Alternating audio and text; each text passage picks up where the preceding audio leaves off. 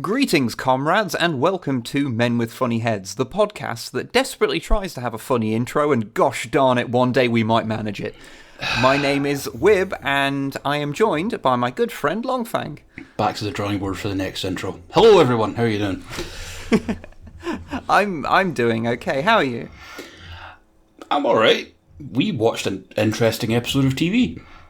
We did indeed. Today we are going to be looking at an episode of Doctor Who. I don't think I really need to introduce what Doctor Who is, but just in case you yourself are a time traveller and have somehow missed the spate of time in which Doctor Who has existed. Mm-hmm. It is a British science fiction series based around time travel where the main character, who is called the Doctor, goes through time with various companions, and it ran originally from 1963 to 1989, and then it was cancelled, and then there was a TV movie that we don't talk about, and then it was brought back in 2005, and it's running to this day. Yes. We are going to watch that movie at some point. Yes, what I really want to watch is the Peter Cushing Dalek movies, because I remember watching them like in the 90s sometime, and I've not seen them since. I've been meaning to pick them up, mostly because if you just the concept of, even though I've heard they're not very good, but Peter Cushing as the Doctor is a sentence that I want in my life. That's exactly what I was thinking. Peter Cushing's in it. Okay, I'm game. Like, he's so cool. Yeah. So the episode that we're going to be looking at is from the first season of the rebooted Doctor Who. Well, it's not rebooted because it's the same continuity, although continuity and Doctor Who are two words that you should not place too close together. Doctor Who only has continuity if you kind of look at it from across the room and squint a bit. I love that about Doctor Who. Because I went on a wiki dive for shits and giggles, and a lot of it's like, this shit doesn't matter. Because timelines change constantly, so who gives a fuck? Yeah, it's whatever. So this is when the show was brought back. Yes. And the Doctor at the time was played by Christopher Eccleston, who played a bit more of I want to say a more mundane appearing version of the Doctor, because he looks like someone's dad. Yeah, I feel like his outfit was very much trying to get away from the sort of gimmicky outfits the earlier Doctors had. Some of them, anyway. But he does just look like some bloke you'd meet down the pub in like the early 2000s. Which is kind of great, because unassuming's always cool for a character that's like the Doctor. Yeah, I get that. Although at the same time, was it Tom Baker's scarf was the best thing ever? Oh, yeah, great. But yeah, this is from the first season, so it's still where the show is trying to find out what the new show will be. Yeah. We are doing episode 6, which came out on the 30th of April 2005, and it was called Dalek. 2005. Yes. It was, bringing back the Doctor's classic enemy of the Daleks. And it was written by Robert Shearman, who actually adapted it from a audio drama that he wrote for Big Finish, who do like licensed Doctor Who Expanded Universe stuff. It's adapted from a story called Jubilee that came out 2 years previously, which I'll talk a bit about later, because it is the most loose adaptation possible, as in there's a Dalek in it and the Doctor's in it. But we'll talk a little bit about that later. Yes. But yeah, do you have anything to say before we get into the episode proper? I think this is a great episode of Doctor Who, purely because, is there much that actually happens in it? No, but is there a lot to think about? Yes. I do genuinely really like this episode. Honestly, it's really good, and don't get me wrong, it's cheap UK TV. It's not the best thing to look at ever, and it's not the best sounding thing ever, but at the same time, that doesn't matter if you've got a good story and good writing. Yeah, reminds me, I really need to make you watch some more old Doctor Who. New Who, even at its jankiest, most television from the early 2000s CGI. Yeah. Even at its worst, still is so much ahead of old Doctor Who. It's untrue. But at the same time, I miss the people in suits that were in old Who compared to new. And don't get me wrong, there's some stuff you have to CG because it just looks better and it's cheaper, but saying they give me more weird people in costumes. 100%, 100%. But yes, you are doing the run-through this time, so do you want to start off? Indeed. We open this episode with the TARDIS phasing into existence with its iconic noise. I don't know what to call it. I believe subtitles on Netflix refer to it as TARDIS whooshing. Whooshing, okay, that's interesting. Out steps our heroes, the Doctor played by, as you said, Christopher Eccleston, and Rose played by Billie Piper. And why did she play that song so loud? Because she wanted to. Oh God, I'm so glad someone else remembers the dark times.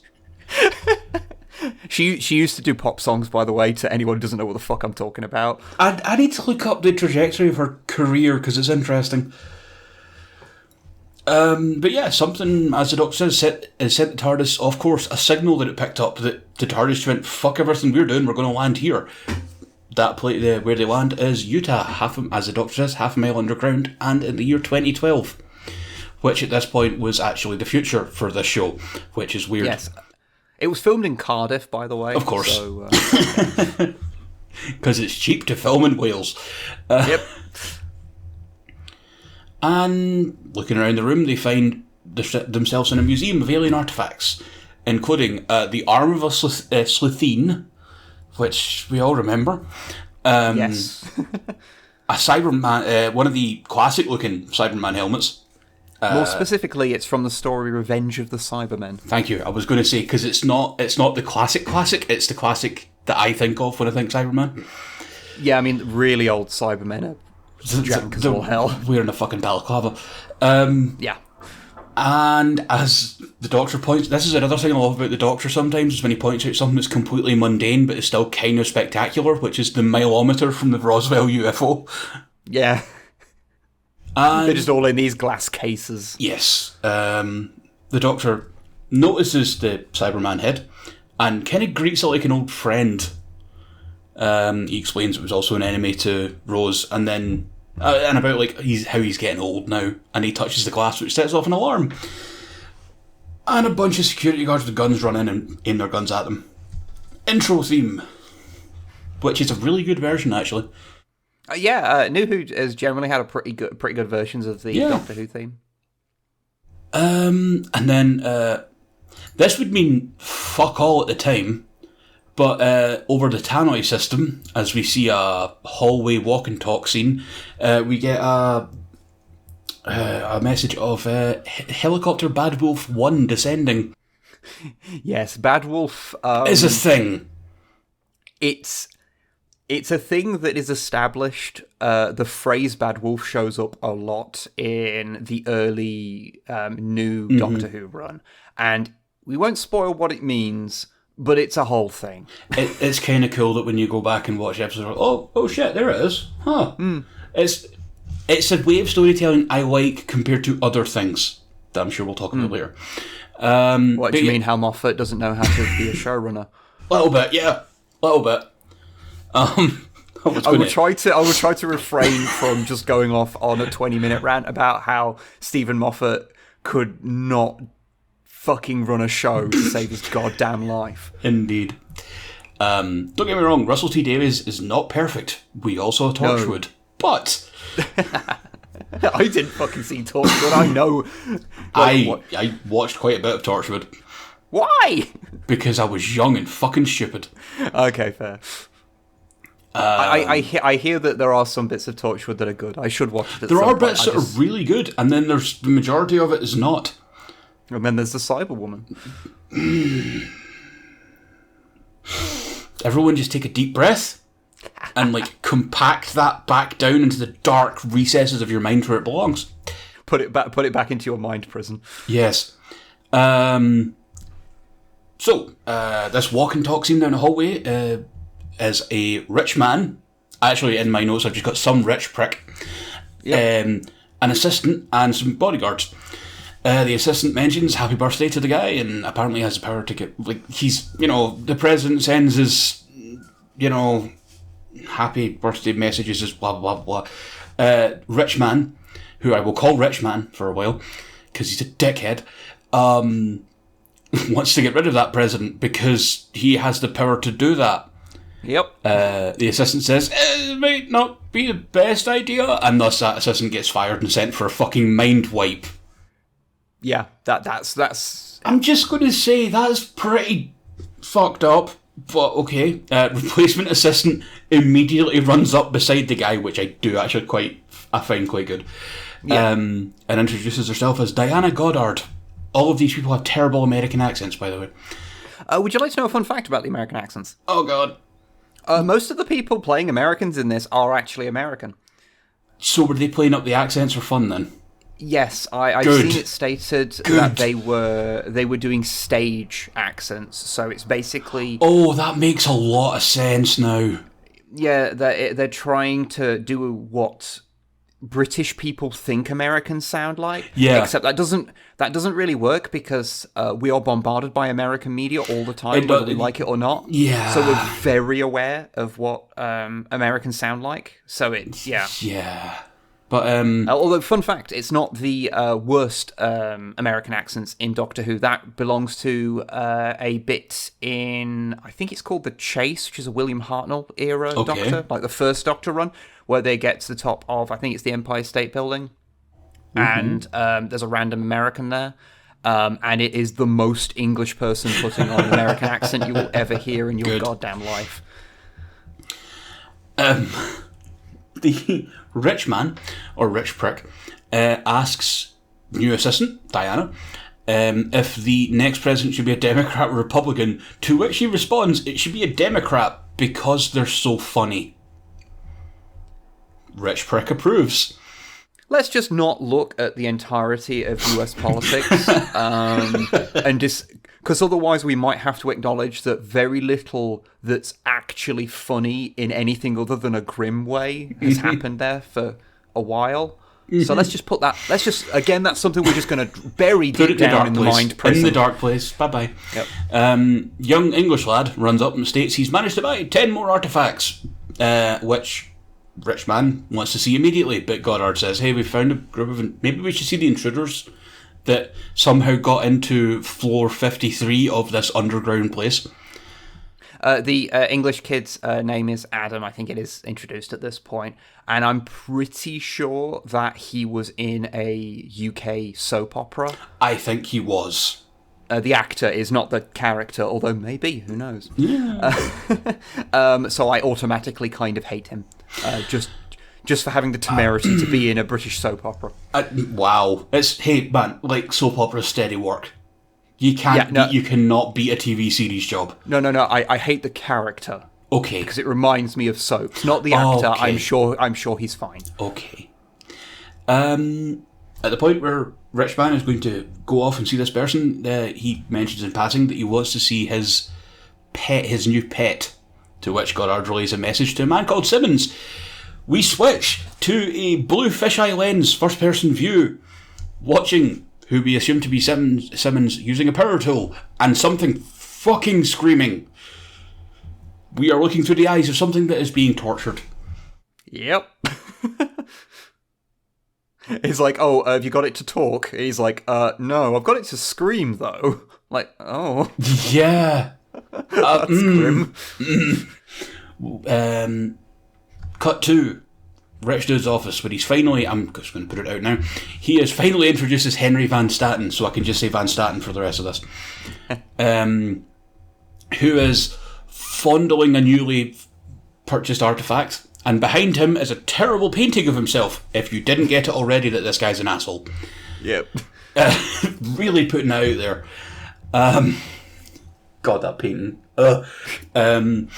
The Doctor states that he's holding the artefact wrong, to which Adam asks, is it dangerous? The Doctor goes, no, it just looks silly. Like, yes. Yeah, I love that bit. The delivery is so good. Yeah, it's just a musical instrument. Yeah, the Doctor shows just a musical instrument. To which, the Doctor tries to reach for it. Guns are drawn. Van Staten's like, oh, no, here you go. He shows us a musical instrument. Van Staten snatches it back, plays the instrument for 2 seconds, and then throws it off screen. Adam previously stated that this is worth $800,000. That's what he bought it for. He thought it was like part of a fuel system because Adam is an idiot. Yeah. Yeah. So, as I said, the man now introduces Henry Van Staten, the owner of the internet, is a bit of a misogynistic prick. Yep. Who constantly refers to Rose as she, to the point where she says she's going to fucking deck him. But yes, the ownership of the internet is a total secret, by the way. It's just everyone believes that it isn't owned by anyone, but we just keep it that way. It's the fucking Stonecutters Society in The Simpsons. Anything to say about this guy off the bat? Because I just went, I want to punch this guy in the face. Yeah, you're supposed to. An interesting part about this scene is that at the end of it, because he basically tells Adam, because both he and Rose are English, he's like, you two go off and go do something, go canoodle or spoon or whatever it is you British people do. That phrase got a shitload of complaints for being too sexual because the United Kingdom is a nation of the most tedious people imaginable. Wait, canoodle? Really? Yeah, canoodle Fuck or off. spoon was too sexual for the UK in 2005. I want to point this out for anyone that doesn't have context. Anyone that complains about a TV show has to complain to Ofcom, usually. Yeah, there was like a media watchdog who complained, but I if they're going to complain about the word canoodling, then they are also a bunch of idiots. So, yeah. The Doctor and Van Staten have a bit of a dick wagging contest between the two of themselves. The two of them, sorry. About like, why are you here? The Doctor's like, you know why I'm here, blah, blah. You know, it's like the usual crap. And Van Staten takes the Doctor down to see the Metaltron, as he calls it. It's a name he came up with, and he's very proud of it. Yeah. Yeah. The Doctor walks into the room where the Metaltron is, the now darkened room. It should be noted that as he goes in, one of Van Staten's assistants is like, "Oh, you should wear these gloves. The last person to touch it caught fire." So the Doctor just responds, "I won't touch it then." Like Eccleston's, I am smarter than you and I know it, but I don't want to just say it outright, so I'll make a good quip. Like, delivery is so good. So yeah, Doctor walks in, the door is locked behind him, and Van Staten orders his assistants that the doors remain closed until they get some sort of result from the Metaltron. The Doctor introduces himself as, hello, I'm the Doctor, and the Metaltron freaks the fuck out because it's a Dalek. Yep. Just a little context, Daleks had not been on screen since, I believe, like 1988, so... Yeah. This was a big thing, because I remember seeing it in fucking newspapers and magazines and shit. Yeah. Like, the Daleks are back! I'm like, this is weird. The Daleks have always, they've always been the Doctor's biggest and greatest enemy, so... They are ingrained in British pop culture the same way that Darth Vader is ingrained into general pop culture. Yeah, it is. That there's various little documentaries and things that have been made about like Dalek fever that hit after their original appearance in the first Doctor's run. Like the licensed stuff was crazy. You might remember us because a lot of people who listen to this will be people that know us from like Warhammer 40,000 content. Yeah. Citadel Miniatures, who make Warhammer stuff, they made a Doctor Who line. You could get Citadel branded like Daleks. Like that was a thing. Yeah. Obviously, that was in like the 80s, so it wasn't like the 60s when it first came out. But. Yeah. Still, though, it's a lasting... The Daleks are a lasting thing. If you mention Doctor Who, the next thing someone's going to say is something about a Dalek or just screaming exterminate. Yeah. This Dalek actually does scream that. Yeah, and this was the big like return of them, so it needed to be a good episode. Yeah, and I think the fact that the first thing the Doctor does when he realises it's a Dalek is start bashing the door, screaming to let him out. Yep. Kind of makes the point. He is ignored, and the Doctor looks back at the Dalek to realise that the Dalek's gun stick that's on their body does not work. To which he bursts out into laughter and starts berating the Dalek. And like, what are you going to do now? And the Dalek physically recoils from the Doctor and says, keep away from me. Well, some along those lines, I'm paraphrasing. I did write down the quote of what the Doctor says, because this is one of the please. other... I'm so glad you did. Because there's a lot of great lines in this bit of the Doctor, because it's been up to this point. If I remember correctly, because I haven't watched it's last year that I rewatched this season, so at this point we'd only got allusions to what had happened to the rest of the Time Lords, because the Doctor is part of the Time Lords, Lords of Time, Gallifrey, funny callers, and they had to, and they're all gone at this point. And he'd sort of alluded to the Time War and that he was the last one left. And this is sort of the first time we get more details about it. If you want to say anything about what the Doctor says, please be my guest, because I was noting down all the wide kind of sweeps of the narrative rather than quotes. So jump in whenever you want. He really venomously is like, if you can't kill them, what are you good for, Dalek? What's the point of you? You're nothing. Your race is dead. You all burnt, all of you. 10 million ships on fire. The entire Dalek race wiped out in 1 second. The Dalek's like, you lie. He's like, I watched it happen. I made it happen. Which gives us a bit more, detail about what happened to... A lot of information, because that's like, the Doctor, this happy-go-lucky time-travelling hero, genocided the Daleks. And... as is also established in this thing, his own people as well. Yes. In order to make sure the Time War would destroy everything in existence, and so... So he had to do this to save everything? The anger that Eccleston shows in this scene was not originally intended. It was supposed to be entirely mocking. The writer was kind of unhappy when he first found out that it wasn't done. It was done with more anger, but then when he saw it, it was like, no, that's great. I'm glad you did that. This is perfect. It's the fact that, like, Eccleston's performance is such that when he is screaming at this Dalek, there is spit, like, congealing on his lips, and he's just got this face of rage and pain is perfect. It's exactly what someone who had to go through some severe trauma would be like. It's really good. The Doctor, the Dalek does it. Okay, you destroyed us. And then, for a second, the Doctor kind of comes out of the rage and he's like, and then goes straight back into the rage and hatred again. The Dalek mentions the fact that it's now totally alone, as is the Doctor, and states are the same. The Doctor lashes the fuck out again and decides to try and kill the Dalek with some sort of electrocution switch that happened to be there. Basically, to continue the torture that the TARDIS was attracted to. Like, the TARDIS was attracted by the Dalek screaming for help. Calling for help. And so the Doctor's like, okay, I'm going to carry on this torture because fuck Daleks. Which, because it's basically Daleks are the trigger for his greatest trauma. Like, and it's interesting. This was another part that got some complaints because of showing the Doctor being evil, I guess, or malevolent at least. He's really not the Doctor you expect in this episode, but narratively it makes perfect sense. Yeah. But these people are boring and should be ignored. Yes. They don't like nuance in their characters. The torture begins again. The Doctor starts flipping more and more switches, and at that point, Van Staten intervenes, drags the Doctor away, and tries to order the Dalek to speak to him. And Van Staten just says to Simmons, Mr. Torture Man, to make the Dalek talk again. And it's like, mate... Oh yeah, the Dalek asks the Doctor for pity. Yes. Which is interesting if you know Daleks.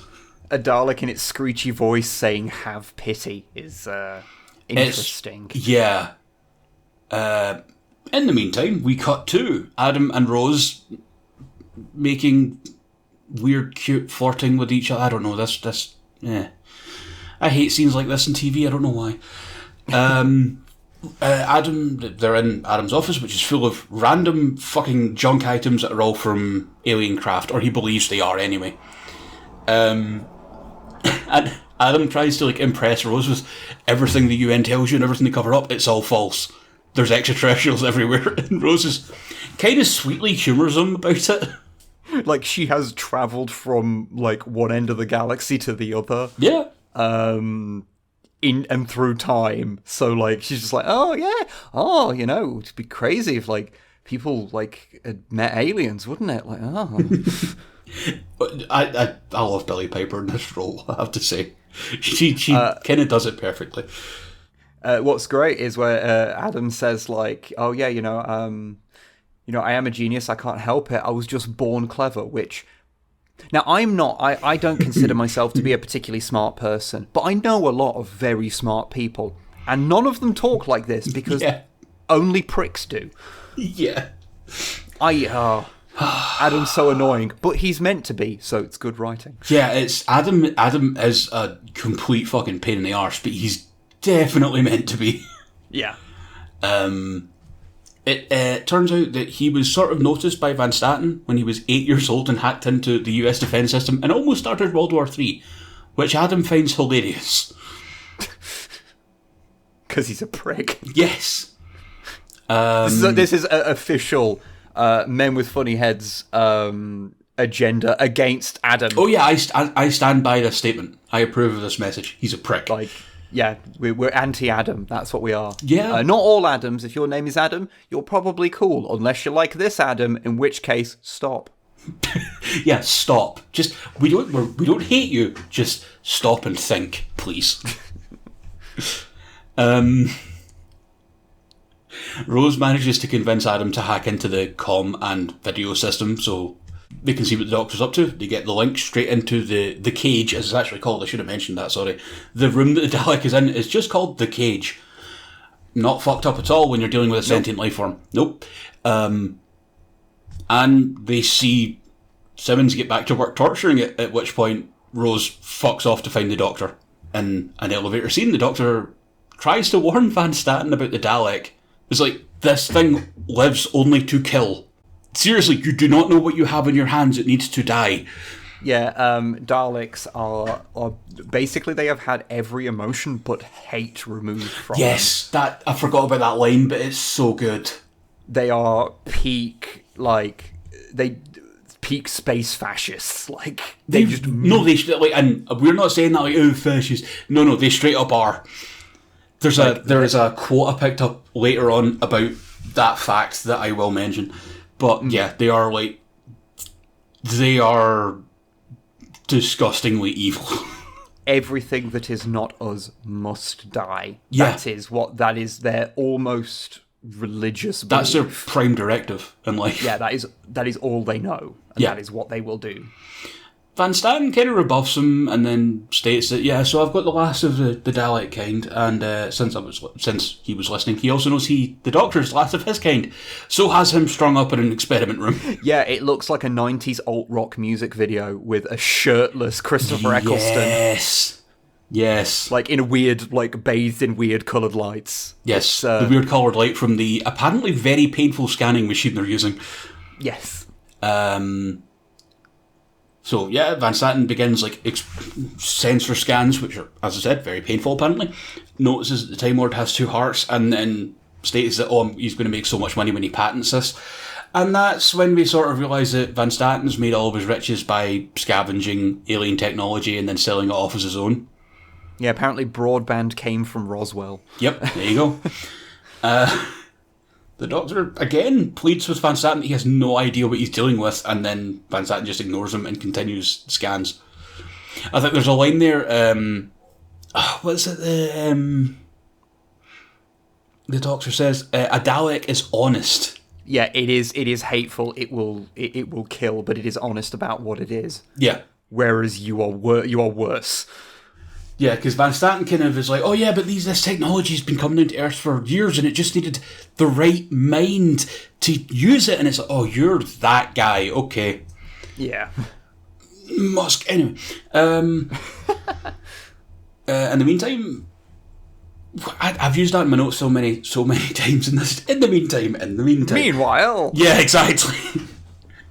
Meanwhile, in the torture chamber, Rose visits the Dalek. Which torture chamber? Currently, we've seen 4 rooms in this place, and 2 of them are torture chambers. You're not even fucking wrong, Jesus Christ. Meanwhile, in the cage, Rose visits the Dalek with the help of Adam with his level 3 clearance to get in anywhere, apparently. She asks if it's in pain, and I'm with the doctor, I can help. The Dalek straight up says, yes, I am in pain, which again is really weird to hear from a Dalek. It also says, I welcome death. Yeah. And it asks Rose if Rose just is scared of it or it fears it. Rose says no. This is a fun thing as well because Rose has no fucking idea what the Daleks are. Yeah, no, she's just like, oh, this is just an alien, just a pepper pot. Like this is something that needs help. Yeah. And the Dalek says it's thankful for that it managed to meet a human who is not afraid of it, stating that it will die alone. It's Nicholas Briggs that does a Dalek voice, right? Yes, he originally did them in various like fan and expanded universe works. I know the expanded verse you're talking about. And then he was brought in later. He was brought in for the new Who series because he was just really good at doing like Dalek voices. For real, he gives a lot of emotion to something that is an emotion, like has a really emotional voice a lot of the time. Yeah, no, and it's less about his the tone of voice he's using and more about the sort of rhythm to it. You know? Yeah. It's really good. Rose supportively puts a hand on the Dalek, which is the worst idea. The Dalek suddenly wakes up and uses the biomass from a time traveler's... I'm trying to remember how to get this right. The biomass from a time traveler's DNA to start reconstituting itself. I think I got that right. Yeah, basically in Doctor Who, it's come up quite a few times that when you are a time traveller, it does stuff to you. Like, you pick up radiation and the like, and it makes you different. Yeah. And so you can be affected by certain things, or you can affect certain things in different ways. And this is, it doesn't actually reveal why this works until later on in the episode, but that is what it is. It's because she's a time traveller. We'll just explain that now before I have to remember to do it later. When she touches it, it like... The time traveller goo. For lack of a better word, yeah. It's the metaphysical time traveller goo basically allows it to reconstitute. The thin layer of time travel slime that covers everyone who travels through time. Time travel slime is the truth that the Doctor Who creators don't have the guts to put into main canon fucking because cowards. They are cowards. And if I was put in charge, if I was showrunner, I'd make time travel goo be a prime focus. Every time someone steps out the TARDIS, they have to get a towel. You'll enjoy it. It's the opposite of the awkward bits in Enterprise where they have to rub gel onto themselves after every mission. Yeah, because this is never meant to be sexy. It's supposed to. If you aren't turn, like your stomach doesn't turn every time you look at it, then it's not what I'm going for. On reflection, this is why I've not been allowed to run Doctor Who. Yeah, one day though. No matter how many letters in crayon I write to the BBC. They are awfully threatening. That might not help either. No, probably not. Especially during the Moffat years. We won't talk about that though. We won't talk about the incident. Adam and Rose begin to run off. Simmons walks back in with a power drill and is kind of just dismissive of the Dalek when the Dalek points its sucker arm at Simmons. And the Dalek proceeds to suck Simmons' face off. I think. It's hard to tell with the bad CGI. It's either sucking the face off or has enough suction that it's actually creating a vacuum that is compressing Simmons' head. Either way, it's pretty fucked up. Yeah, because what Simmons says is, what are you going to do? Sucker me to death? Yeah. Apparently this all came from the fact that Robert Shearman, the writer, asked his girlfriend what was the silliest shit about Daleks so that he could subvert them in the script. Yeah. So I totally get that, because everyone always makes fun of the fucking toilet plunger arm. Yeah, because they've just got a weird plunger arm that they have used to like pick things up in things, and I think there have been some variants in Old Who that had like claws instead. Yeah, there's a whole thing about them being like trading them for different arms for different jobs and stuff like that. Yeah, they actually like, okay, let's make this thing, and like he also uses it to like manipulate a keypad as well. Like, I really like that Cena was about to bring it up as well. Yeah, it's like I guess it's kind of like a universal manipulator because it'll work on anything. And the thing about as I said, not the best special effects, but Rose and Adam get out, lock the door behind them. The security team sets the lock to a random series of numbers, I guess. The security guard says to Van Staten, the alarm's already went off at this point. Van Staten hears the alarm. The doctor says, hey, if you deal with this, or if you're going to deal with this problem, you need to have me there because I'm the doctor, basically. So the doctor is freed, gets his shirt and coat on in like record time. And the security guy's, it's got like 1 million combinations, it'll take ages for it. And the doctor's like, no, the Daleks are fucking geniuses. They work out thousands of millions of combinations in a second. And we see the sucker arm of the Dalek reach up to the panel with the combination pad on it, and all you see is little movements on the sucker, which makes you think there's a little fucking tentacle arm comes out and starts spreading, and it's cool. I don't know. You don't see much, but it lets you imagine what's going on. Although I like the idea that this combination lock has worse security than like an iPhone, given that they shut themselves down if you like enter too many wrong passwords. So too many attempts, please wait 5 minutes. Yeah. The Dalek, this whole episode would have been foiled by even remotely competent keypad like usage. Good job, Webb. Good job. Thank you so much for that image of the Dalek sort of just looking at the watch attachment of its arm that springs out, waiting for the timer to reset. The door opens. Two security guards begin open fire, like just opening up on the fucking thing, which does nothing. And the Dalek simply turns, looks at a screen, sends its sucker out to the screen, and starts sucking up all the electricity in the base and the entire western seaboard, apparently. Yeah. Along with the entire internet. Yes, the phrase, that Dalek just absorbed the entire internet is used. So I want you all at home to be very aware that somewhere inside that Dalek's head, rattling around, is inflation porn of Gadget from Chip and Dale's Rescue Rangers. I was just going to say Goatsy, but okay, fair enough. I wanted to go very specific. You did good, friend. You did good. And just remember that information for how the Dalek behaves as it's going. So if it seems erratic, I'm gonna blame it on. It's continually being bombarded by the most disturbing imagery you've ever seen. Yeah, just there's so much bullshit in there. Like, you think of what the internet had created by 2012. Like, yeah, it's not good. No. Oh, that poor thing. I'm sailing off into the middle distance now, okay. By absorbing the internet, it's also, like, gaining more intelligence on the planet and everything like that, and learning and repeating itself, which we get a kind of cool scene of, like, the little ball things on the armoured skirt of the Dalek, like, reforming properly and stuff. It's pretty cool. And also its gun is repaired, which it then just starts to shoot willy-nilly. Because that's just what Daleks do. Yeah. And the rampage begins. Yeah.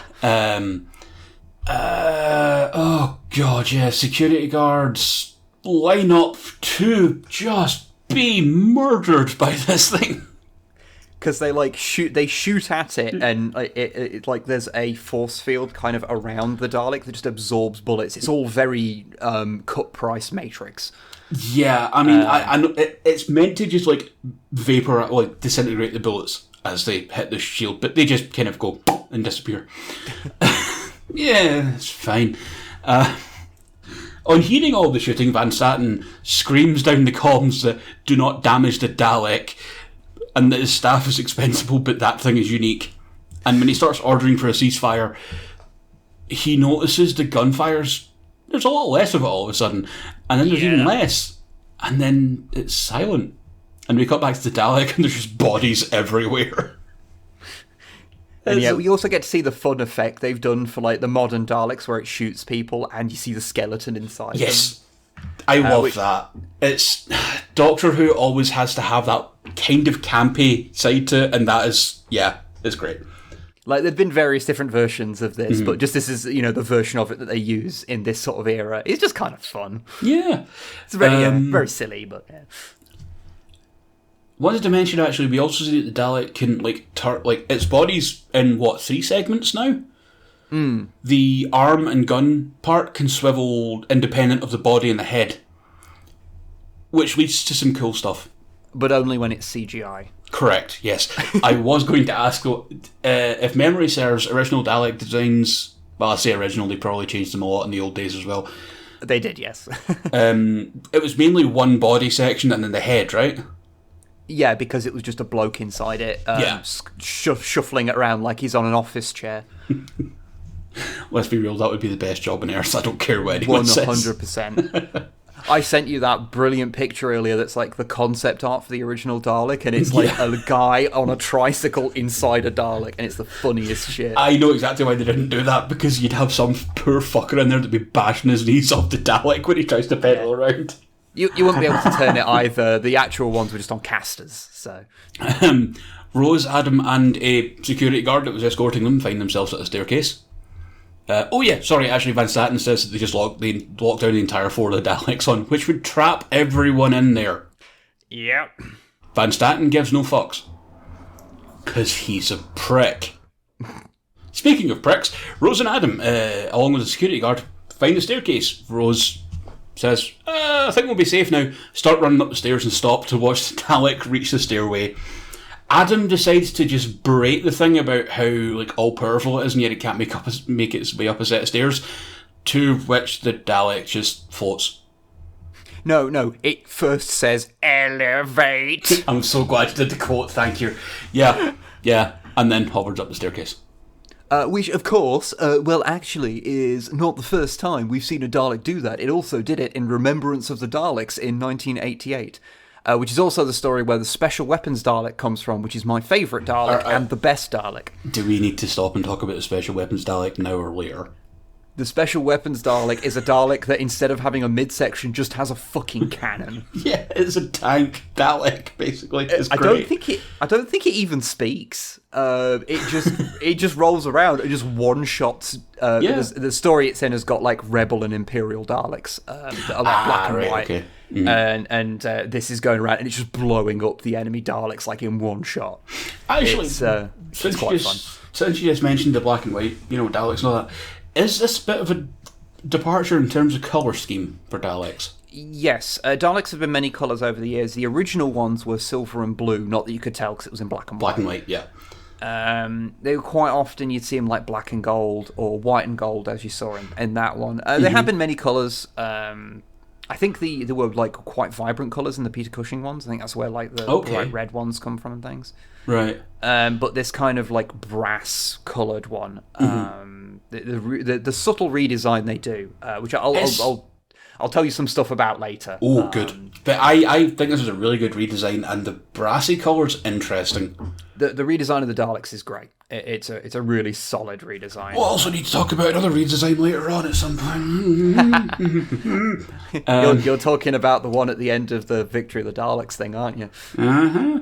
Yeah. The one that was there and then never came back. Oh no, it was used a couple of times. Yeah, I know there's an episode where in background stuff, because there's one of them in the background. There's also an 80s version, 2000s version, and then a Special Weapons Dalek in one scene. The Special Weapons Dalek does come back a few times in New Doctor Who, and I do a small cheer every time. I just like to point out the Special Weapons Dalek is a nothing thing that I just love an unreasonable amount. Let's be real, it's a very cool design. For some, how much can you do with a Dalek? Give it one big gun and a slightly different head. Perfect.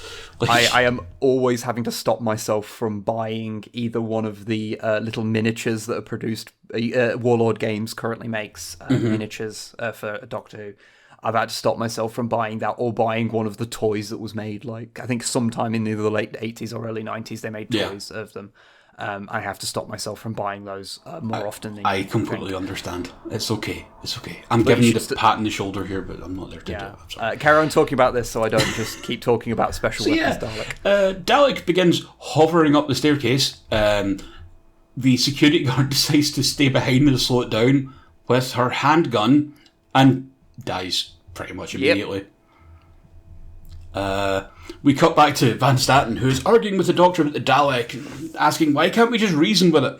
So the Doctor asks a series of questions. What's the nearest city? Van Staten states that it's Salt Lake City. How big's the population? Again, the population is 1 million people, I think he says. And I looked up on Wikipedia, I believe it's reasonably correct. As of an estimate of 2018, it's 1.2 million, so okay. Okay. And the Doctor says they're all dead.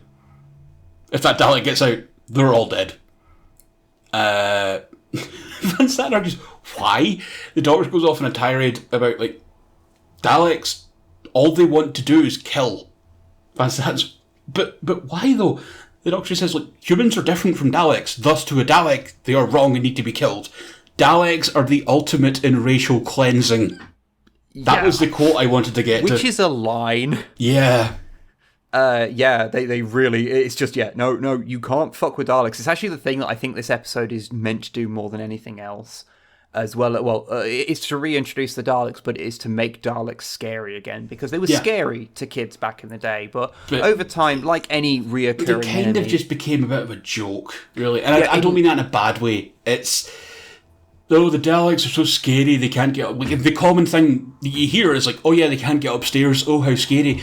And they are purposely trying to subvert that and show that they are fucking angry murder machines in this episode. Because towards the end of their run, I think it is actually in the Remembrance of the Dalek kind of run, you see what the companion at the time, Ace, beat a Dalek to death just with a baseball bat. And don't get me wrong, I am very pro punk ladies with baseball bats. I'm very pro that in basically any context. But probably shouldn't be able to take down a Dalek like that. Especially when we see bullets don't affect it. Yeah, so I think occasionally it's needed. They did the same with Cybermen, because Cybermen similarly became kind of absurd with, how often they were killed. You see it in a lot of... it's the problem of power creep, I guess, in a lot of things. Yeah, there's whenever you have a big bad in anything really, and they become a reoccurring main villain. Think the Borg in Voyager. Yeah, the Borg completely lost their teeth. Because you have to have the heroes repeatedly triumph over them, you have to introduce more and more ways they can be beaten, so it's hard for them to live up to being impossible to kill. It's and so you end up with things like the Daleks and Cybermen had that kind of problem, which is why it was nice when they did New Doctor Who. They kind of wiped that slate clean a bit. Yeah. Unfortunately, by the end of by the current run, they're basically at the same place where they've been defeated so many times that you go, is this really a problem? It's like King Ghidorah in Godzilla. You're not wrong, actually. Yeah, it's Godzilla's kicked the shit out of you before, wasn't you? Yeah, King Ghidorah is supposed to be one of the big bads, and basically it is the big bad, isn't it? In terms of Godzilla. He's supposed to be one of, if not the greatest enemy for Godzilla. Yet he's been defeated so many times. Who gives a shit? Mothra has actually won fights, so he's got a better thing. The only time I honestly Mothra's got a better win-loss record than King Ghidorah. Yeah. Oh. Granted, Mothra's died a lot more because Mothra can win and still die because it kind of has the inbuilt has a baby and baby replaces them shtick. Yeah. But I it's why I really like the recent King of the Monsters Western Godzilla film, because they made Ghidorah a threat. Yeah. Also, I don't want to spoil it, but how he's taken down is fucking rad. If the new Godzilla movies have done anything right, it's the final kill is fucking brutal in both. Shout out to the previous Western Godzilla movie that had Godzilla just breathe atomic fire down the neck and down the mouth of one of the fucking Mutos. Oh, it's so good. That it nearly makes up for the rest of the movie being unbearably boring. A little bit, yeah. I'm not a huge fan of that first. Yeah. Is it 2014? I think that came out? I think it's 2014. Yeah, I was thinking. I was trying to remember which year it was at the time when I was going to say it. 1998 TriStar Godzilla is shit, but at least it's more fun. Yeah. It's not good. Anyway, it's a worse movie. Let me just grab a fucking shepherd's crook and drag you back onto topic here. Sorry. Jesus Christ, I'm the one that needs to rein people in. Fucking hell. During the talk with the Doctor, the Doctor straight up just says to Goddard, who's still there, by the way, I just forgot to bring them up because Van Statten kind of overshadows everything because he's such a dick. Goddard is just kind of here for most of this episode. Yeah. The Doctor just says to Goddard, arm everyone and we might have a chance. Like, your scientists, researchers, lawyers, whoever, give them a gun. Yeah. This security team plus some scientists have made a kill zone, effectively, waiting for the Dalek to come through where they are. The Doctor tries to give them suggestions, concentrate your fire on the head and the eye stalk. That's the weak points. You might be able to do something. And the officer in charge rebuffs the Doctor. She says, I think we can handle a single tin robot. Oh my god. I don't know how it feels to be the Doctor, but I imagine a lot of the time it's like that. A lot of the time it's just the Doctor going... Yeah. Rose and Adam find their way to the kill zone and run through quickly and stop to watch as the Dalek approaches. We see again from the point of view of the Dalek, it's staring directly at Rose and zooming in on Rose. And Rose starts to notice that it's watching me. And Adam's like, of course it is, it wants to kill you. It's like, no, it's actually watching me. It's watching everyone. I don't know what you're talking about. It's like, Rose is clearly sensing something about the Dalek. The firefight begins. Video of said... before the firefight starts, a video feed of the kill zone and the Dalek is sent to Van Statten's office, and the Doctor just says, the Dalek wants them to watch. Which is not a sentence you ever want to hear. The Dalek begins to hover again and shoots the firearm to set off the sprinkler system, and then fires its gun at the ground and electrocutes fucking everyone. Yeah. All those people are dead now. Just everyone there, all of the armed lawyers and researchers who were so in over their depth. Yeah. They're all dead. Everyone's dead. Everyone is dead. That's good. And there's just a moment of complete silence before Van Statten just like, let's just leave. Yeah, let's just go. At that point, the video feed starts up again. The Dalek is just addressing that security camera now and says, I will speak to the Doctor. The Dalek has went through all of his databanks and clearly realised that, the Daleks are gone and it has no one to give them an order. And the Doctor's like, told you. And the Dalek says, it will now follow its primary order, the instinct to destroy and conquer, because that's all Daleks do. The Doctor asks, what would the point of that be? And it's clear that this Dalek, who is just, granted, fucking evil, but is just a soldier, has no idea what to do without orders. And the Doctor is like, okay, well, I've got an order for you. Kill yourself. Yeah. Like, rid the universe of your filth. Why don't you just die? I'm so glad you got that fucking quote. And there's just this trail of spittle coming off of Christopher Eccleston's lip when he's staring at the camera after that bit. Is so good. Because he's like, I didn't say it with the venom that the every word the Doctor says to the Dalek in this episode up until a certain point is full of venom and anger. And it's just like a shot of the Dalek for a second where it's just silence for a second and the Dalek just responds, you would make a good Dalek. Yeah. And then it leaves and you're just like, oh. Yeah. It's basically a much better version of the same thing that happens in the Peter Capaldi era. Oh fuck! Yeah, you're right. God damn it. With Rusty the Dalek. Yeah, Rusty, aka Rusty, aka Russell T Davies, because Moffat's a hack. Anyway, that was straight up why that Dalek was called Rusty. By the way, it was Rusty. Yeah. If anyone likes Stephen Moffat and the way he tells stories, he writes very good episodes, but he's a terrible showrunner. I think that's fair. If you like his stuff, no insult is intended. Oh no, not at all. But he the way he structures his shows reaches deep into my core and tortures me. It bothers me to a great extent. Yeah. But occasionally he'll write a really good episode. Mm-hmm. I mean, hell, I think that actually the best episodes of this first season, is what's it called? The Empty Child, and the second half of that. Is the Empty Child the fucking gas mask kid? Yeah. Yeah, those are great. That entire thing is great.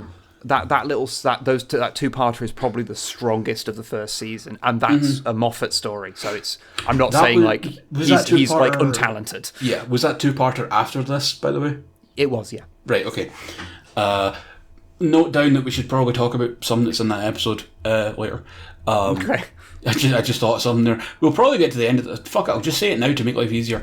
The fact that the Doctor is so happy that everyone gets to live just this once at the end of that two-parter says a lot now that we know that, in previous episodes, his entire race bar him is dead.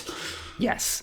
Anyway, the Doctor makes a call to Rose on her phone. I think it looks weird in some of the shots, I can't tell. It is her phone. He modifies it, and I think... now I remember. It's like a little Nokia phone. He modifies it, and I think the first episode he gives her, basically a SIM that will work across time and space. Don't think about it. Yes, good. Now I remember. Yeah, that's the other thing about Doctor Who. Just don't fucking think about it and enjoy the show. It's at the end of the day, it's made to be enjoyed by families, which includes small children. So yeah. Don't worry about it. Yeah, the Doctor warns Rose over the phone that they're going to start closing off bulkheads and just fucking move as quickly as you can. And we cut to the bulkhead starting to close. Adam gets through. Rose is almost there, and it closes, and she's stuck with the Dalek. That Rose tells the Doctor that it's not his fault. We had a good run. It's okay. We lasted. I nearly made it through a full 6 episodes. Some companions don't do this well. Some of them. A couple of them. One of them specifically. One of them we will probably talk about later. And we're just seeing this from the Doctor's angle, so we're just hearing over the phone, and the Dalek screams exterminate, and then we hear the firing of the gunstick. Now my favourite part of the series, this episode happens. I think one of my favourites. Van Staten apologises to the Doctor, and the Doctor just rips into him about, the Doctor's saying, I could have stopped this. I could have killed that Dalek and none of this would have happened. And Van Staten says it's the most unique piece, it's the crowning piece of Van Staten's collection. And the Doctor just straight up says, is this piece of your collection worth all of the lives of the people that have been lost? It's like, you want to, you claim you want to see the stars. Yes. But you've taken the stars and trapped them underground, buried them under sand. And labelled them. You're the farthest. Was it? You're the farthest from the stars you could possibly be, or something like that, he says? Yeah. It's so good. But it's a bit of a buzzkill, but yeah, we cut to the next scene and Rose is alive. I don't think it was described, that character is alive. Yeah, bit of a downer, but... No, fuck you. You know what I mean. I would have waited a little longer. But at the same time, it's a TV show that has a limited run time, so do what you can. The Dalek stands there and it seems to be unable to kill her. Rose straight up says, well, come on then, kill me. And the Dalek shoots everywhere but Rose. And the Dalek straight up says, I have been, realises that Rose has somehow contaminated it. Which is an interesting thought. It's, because he's the Dalek is starting to feel something. It's feeling emotions, and it is something that they've touched upon quite a few times, especially in New Who, of what would happen to a Dalek, a being that is made of hate? Yeah. What would happen if it if it's exposed to love.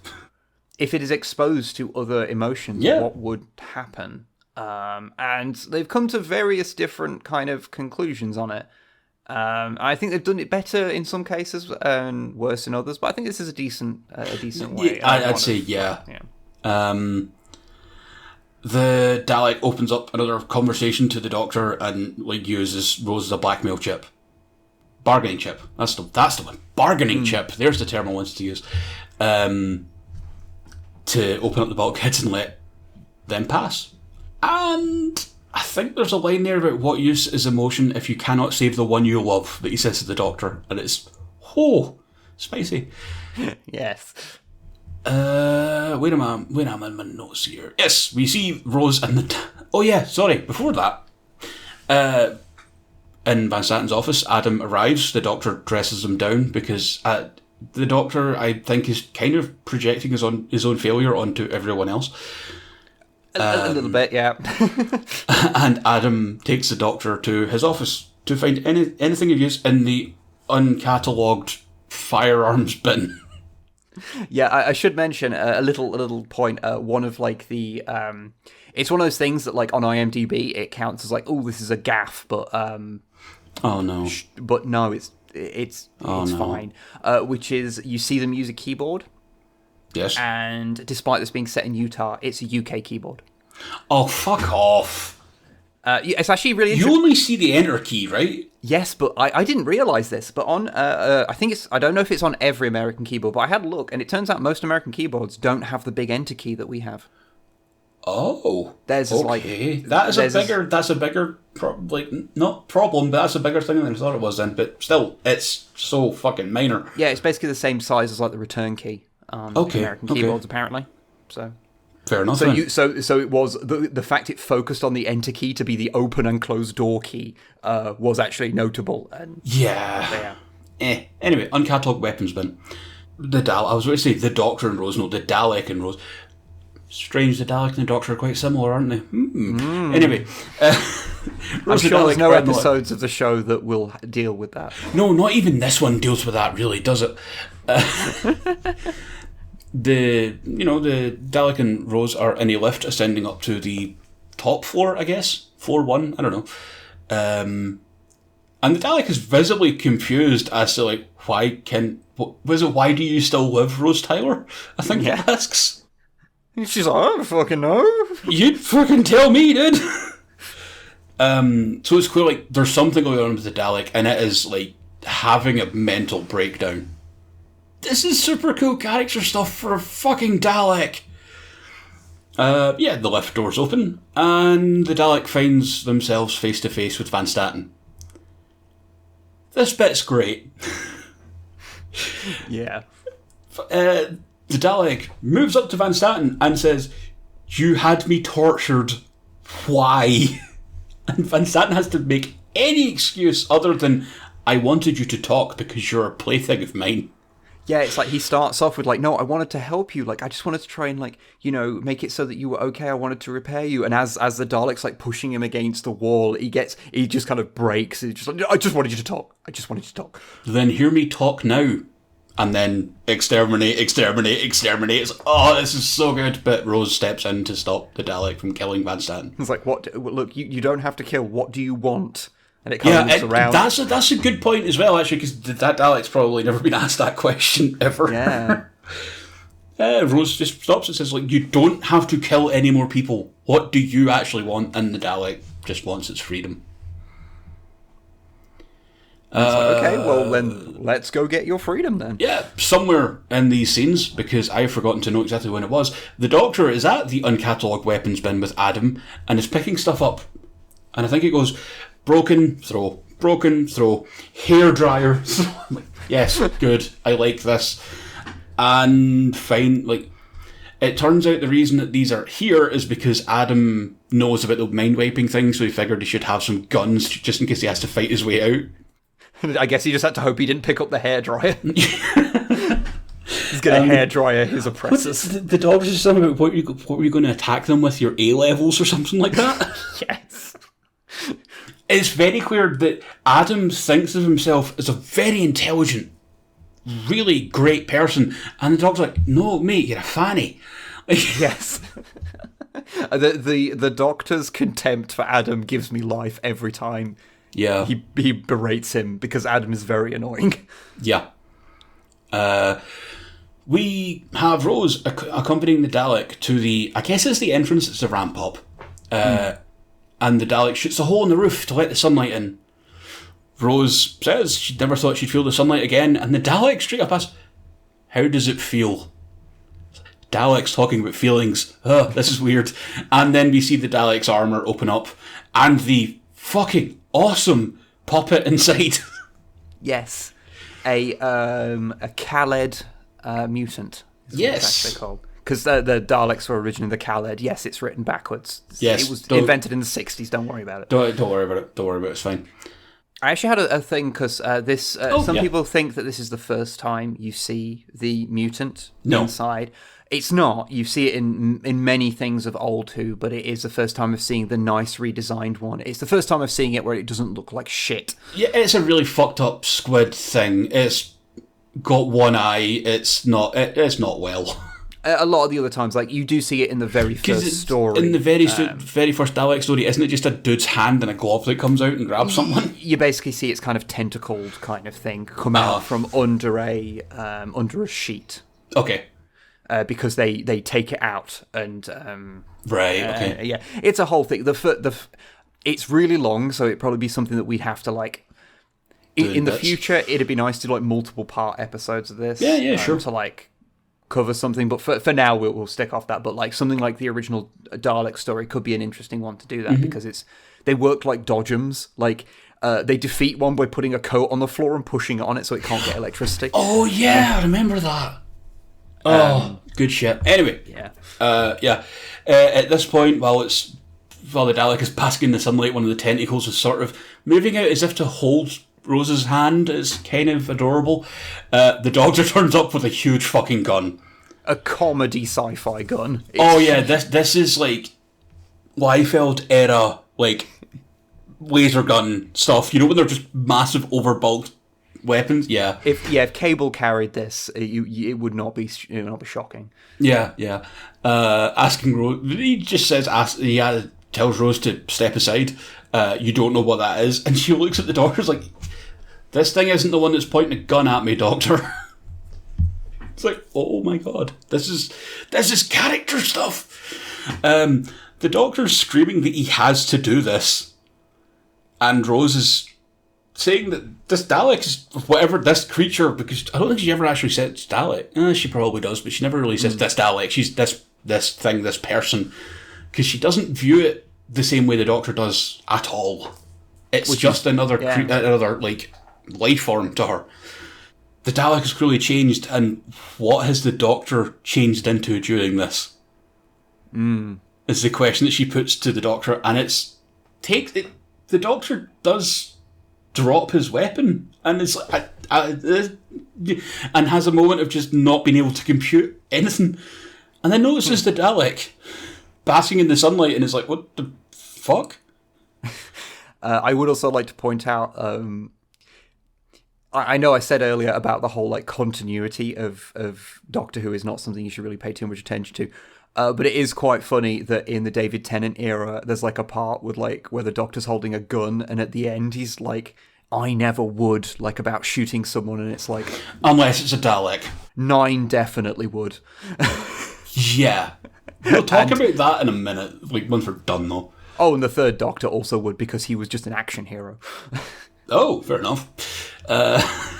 Which is an interesting idea. He palled around with the military all the time. Oh, yeah, he was the one that hung around with the unit, right? Yeah. Yeah. And the Doctor realises that touch from Rose that, healed the Dalek has also changed the Dalek. And the Doctor apologises to it as if it's a bad thing. To which Rose says, why is this a bad thing? The Doctor's like,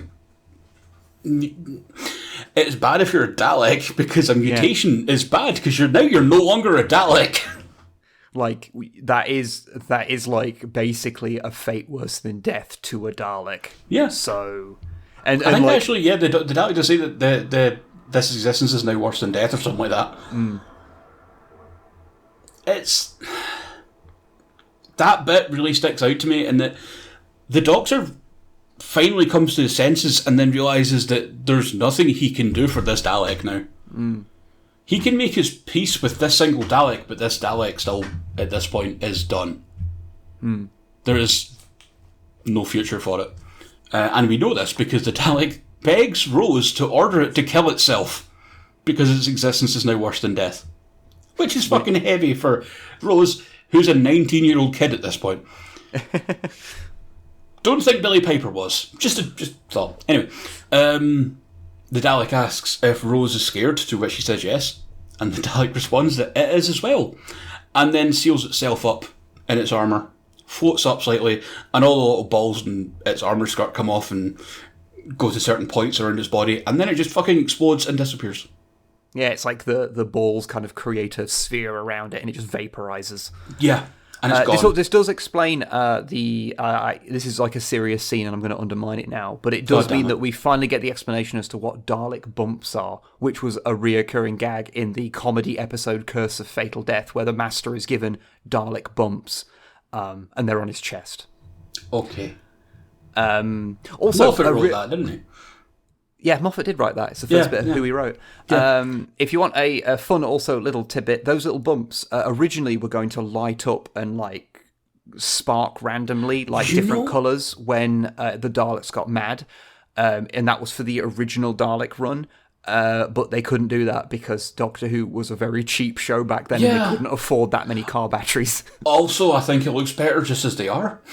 Oh, totally. But the fact that the only reason that's not the case is that they couldn't afford that many car batteries is just very funny to me. It's very British TV, isn't it?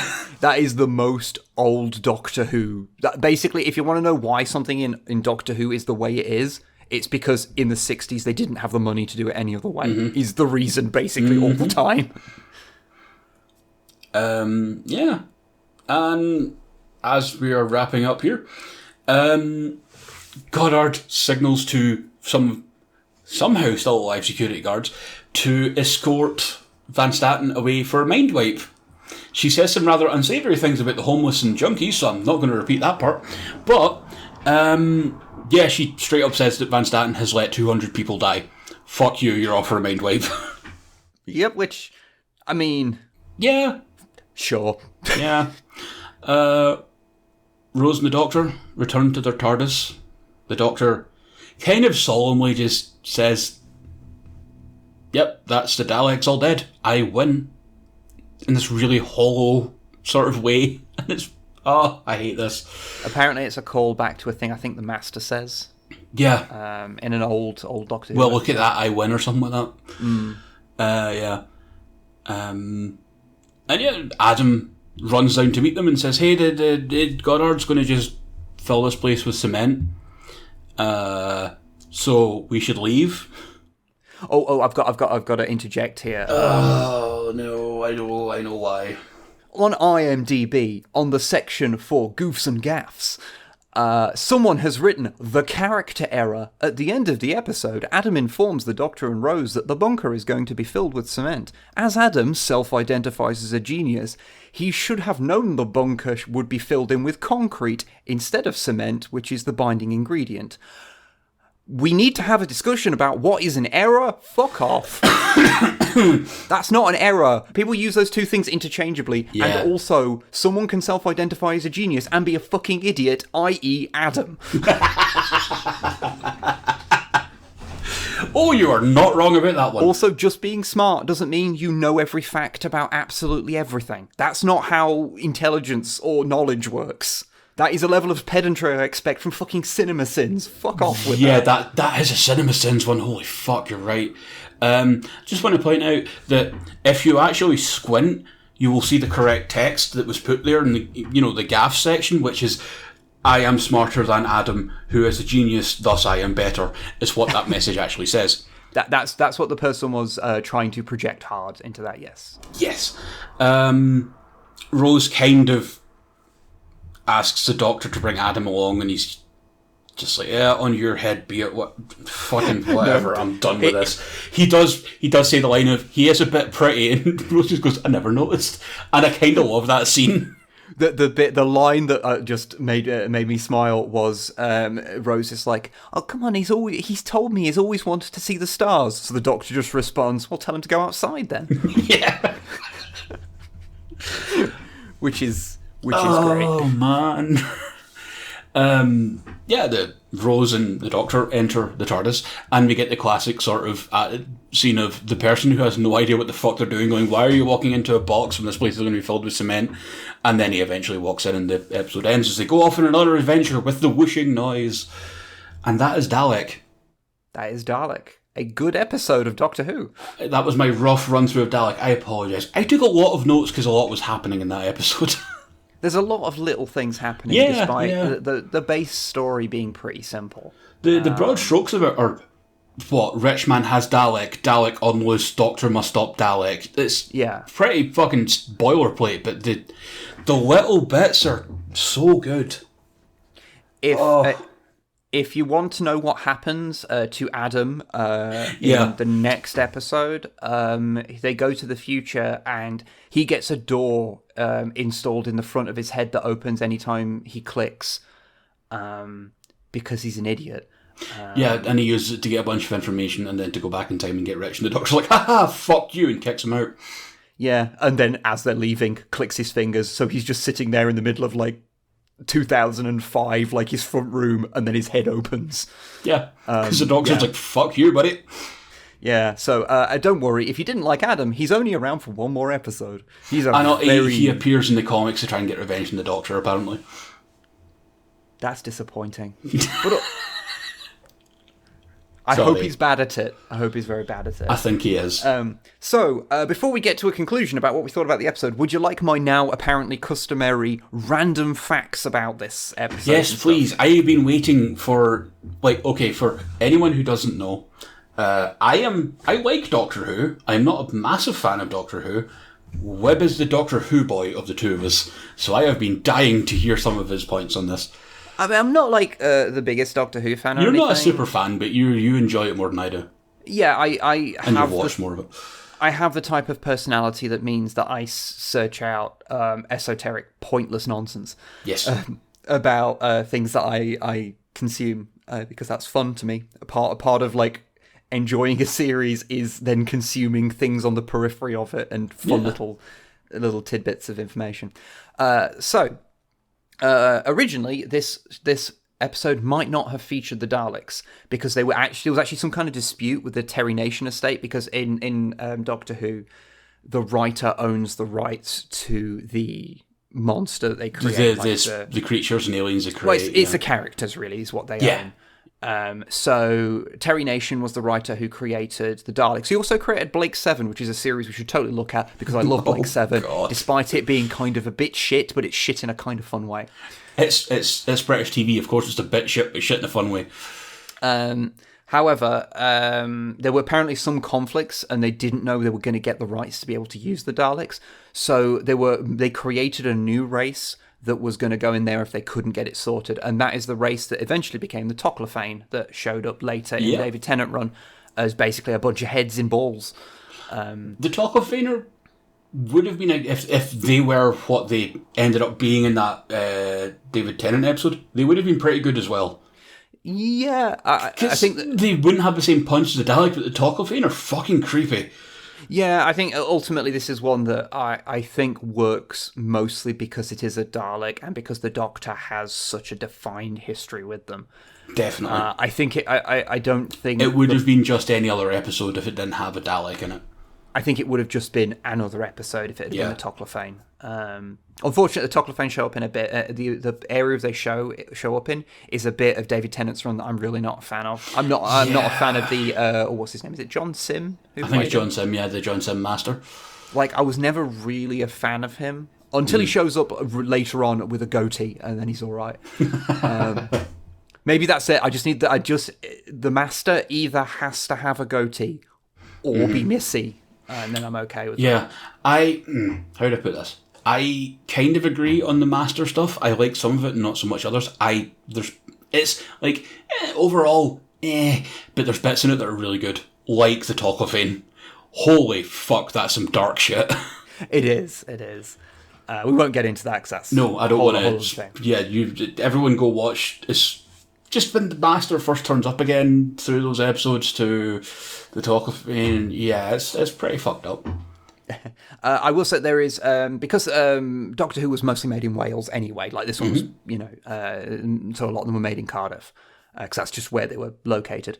There is an interview that's on. I think it's on the DVD for The Chase, which is again a William Hartnell era Dalek story. Right, yeah. It's quite a long one, and on it there is a little thing called Cusick.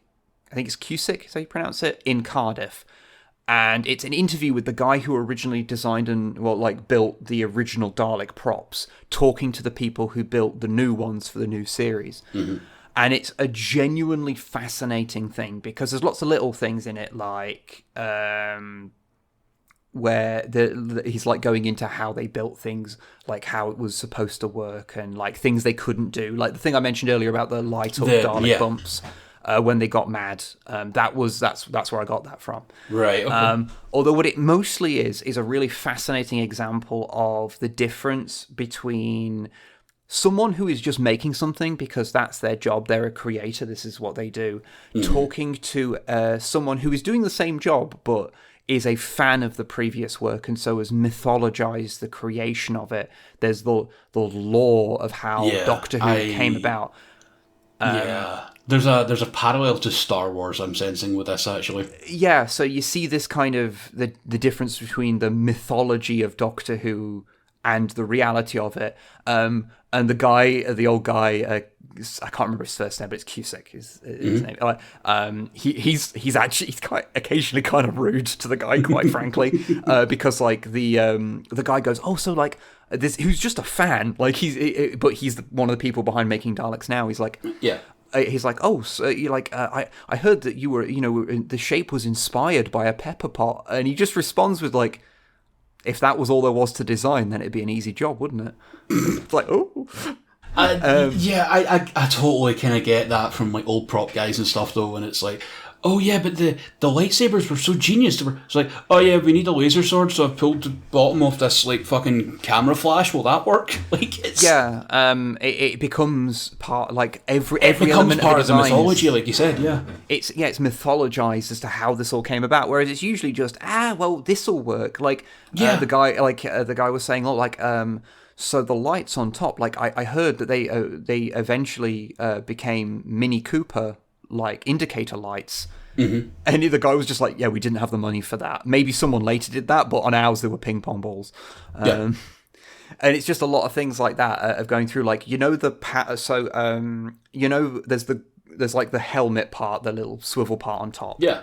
The turret, I guess. Yes. And then there's the grill underneath, which is realistically where the actor inside looks out. Mm-hmm. And then there's a bunch of rectangles underneath. Yes. Where the arms are. Do you know what those rectangles were supposed to be? Do tell. So on the modern one, they're just a thing because they've just been on them forever. But originally in the design, they were intended to be solar panels because it was from when they were trying to work out how the Daleks would be powered away from their Dodgem arrangement. Okay. Honestly, if you can find this thing, I had like a file of it somewhere. I found it like 5 minutes before doing this, and I was like, damn it, I wanted to watch that. To watch it. So going to watch that after this.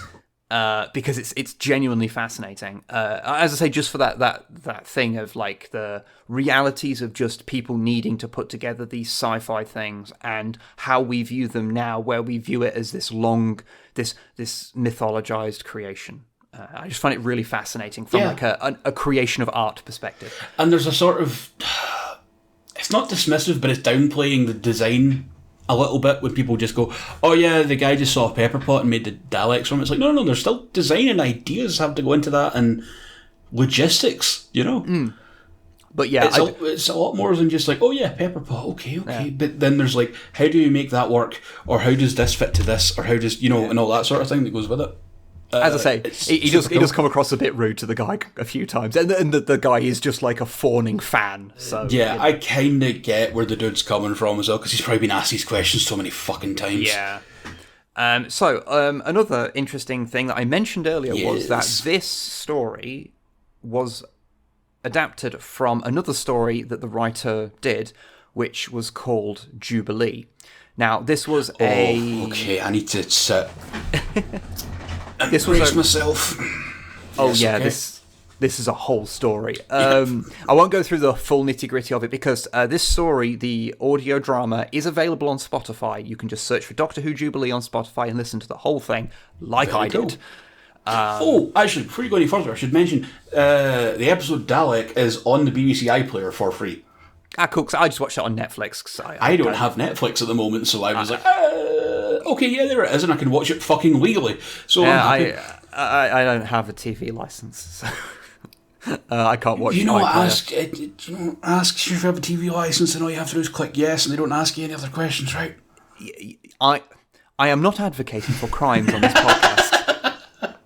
Apparently I am. BK do crimes, fuck it. I honestly can't be bothered with dealing with the hassle of such things. And it's on Netflix anyway, so, you know, which I have a thing for. Probably a better quality, to be honest, because the iPlayer's a bit bleh. Yeah, it's honestly the quality of the episode, like it in terms of the resolution of it's not great anyway. So it's like this would actually be a good time to mention that museum scene. You've got like the artifacts we mentioned earlier on, but then it zooms out and there's like obviously like a CGI addition matte painting style to make the area look bigger. And I asked Web, like, hey, did you notice any other little Easter eggs in there that would be cool to talk about? And it's like, no, we can't tell because of the quality. Yeah, it's just fuzzy. Depressing, because that would so be the place to put some other fucking esoteric horseshit. Yeah, no, that'd be a great thing to like put in like weird things. Like I want to see I want to see a broken Chumbly in there. I don't even know what that is, but the name is great. Just search for Doctor Who Chumbly. Will do. It's great. But yes, onto the audio drama. The audio drama was released 2 years before Dalek, and as I said earlier, it's a very loose adaptation, as in basically the only things that are similar is the like torture and interrogation of the Dalek, and the Dalek having a bit of an existential crisis. That's about it. The rest of the story is basically because it's the Colin Baker Doctor, which is the 6th Doctor. Yes, okay. 6th Doctor.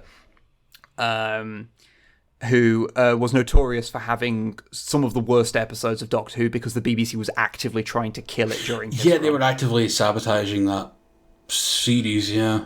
And the audio drama is based around the TARDIS wants to land somewhere, or goes to land somewhere, but the TARDIS rebels, basically. He's like, fuck no, I don't want to land here. Yeah. And the Doctor and his companion at the time is actually an old historian, like an old lady historian called Mrs. Smythe. Good. Which is fun. A bit of a turn. I like a difference like that. Yeah, and they force their way out, and the TARDIS disappears. And to cut a long story short, because I don't want to spoil everything, but there are some things we need to talk about in that episode. It's just on Spotify. Just go listen to it. Pause this and go listen to it. It's like 2.5 hours long. It's fine. It's actually it's an audio drama rather than a book as well. So that's totally easily digestible. Everyone, do it. And they come out, and it's basically a version of Britain that has reconquered the world because a split timeline is created, one where they went back to 1903 and defeated some Daleks, and one in 2003 where they're dealing with what happened to Britain afterwards, after Britain became... I hate to keep saying it. Why do fascists keep showing up in this fucking episode? They literally they have this totalitarian version of more totalitarian version of a worse version of the UK. I love you're trying to get around this. It's like no, this is a really fucked up dark version of the UK where they rule the world, And there's maybe British stormtroopers mentioned. Yeah, there's like literally a bit where they go to Trafalgar Square and that was all destroyed in this Dalek war, in the war of like Britain versus the Daleks. And they've erected a new statue, which is of the Doctor in a British stormtrooper uniform, which is how it's described. Mm-hmm. And they've taken over the world because they've like repurposed Dalek technology. Because it turns out that there's like a couple of Daleks that survived and they'd imprisoned, and they have one left.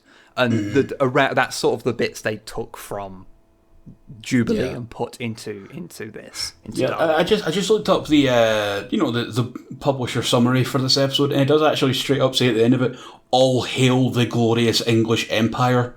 Yes. I want to point out, English Empire. Yes, that's interesting to me. It covers a lot of very interesting, because basically they use the Doctor as a figurehead and they imprisoned him. He's just in the Tower of London. There's a part. Again, I don't mean to spoil things, so seriously, if you want to listen to it, I'm going to spoil some stuff, because fucking hell. I would advise, if you want to listen to it, please listen to it before listening to the rest of this, because holy fuck, from the stuff that Webb told me, Jesus Christ. Like, the companion, Mrs. Smythe, goes in and finds the Doctor, like the Doctor who went back to 1903, and he's just there in the Tower of London, and he's gone a bit mad because he was locked up with her, but she just died of old age and starvation. And he's like, yes, your remains were here for a while, but they took those from me too. Oh my god. It's like, I kept trying to escape, so they took my legs. Fucking hell. Okay, I'm glad you didn't tell me that stuff beforehand, because we talked about this the other day, and you said you're not going to say anything else until we record. It's wow, super. It has moments of being super dark. They've like they torture the Dalek, and they get this liquid that comes out of it, and that's like the most exclusive drink that you can have. Like, only the president of England can have that.